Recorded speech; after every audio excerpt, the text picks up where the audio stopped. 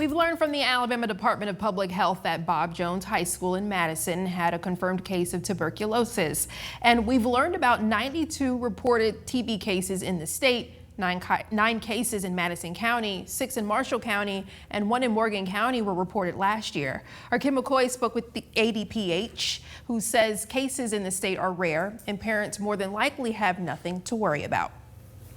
John Peck with Madison City Schools says that notifications were sent out to parents notifying them of the incident.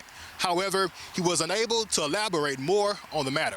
I talked to several parents just as pickup for the day began, who says they believe the school handled it the best they could. I also spoke with the Alabama Department of Public Health on how incidents like these are handled. So once the case has been identified, they are removed from the school setting. So there's no further risk to the school. So our tuberculosis staff in Madison County have already reached out to the school. They've already talked about and decided on the people that may have been in close contact.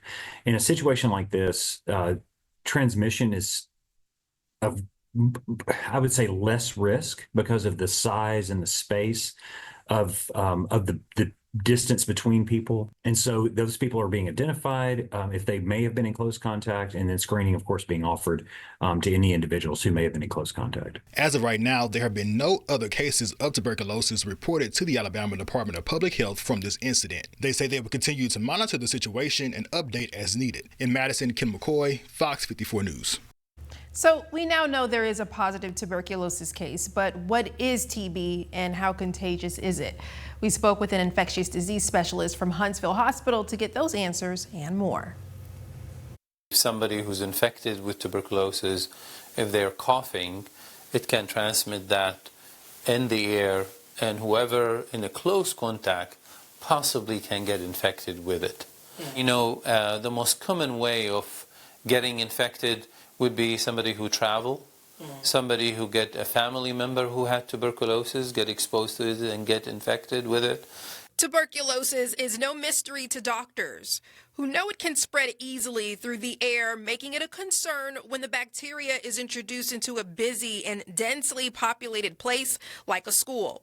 So why isn't there a vaccine for it? Well, there is. In the old days, people have used what we call BCG, and it's been used worldwide, not in the United States, but the benefit of it and the efficacy is very variable, they found out. If you might have come into contact with someone who has TB, it could be a while before you learn whether you're sick. It can take 4 to 6 weeks for TB to appear on a test. You get exposed, it gets into the lung, and your body, depending on your immunity, can contain it easily. It can contain it, but not necessarily get rid of it completely. The blood test usually will tell you if it's a positive or negative test. If it's positive, it means you've been exposed to it or get infected. It doesn't differentiate between the two, but it definitely tells you you've been exposed to it at least. If you have more questions or want to find more resources for TB, visit fox54.com.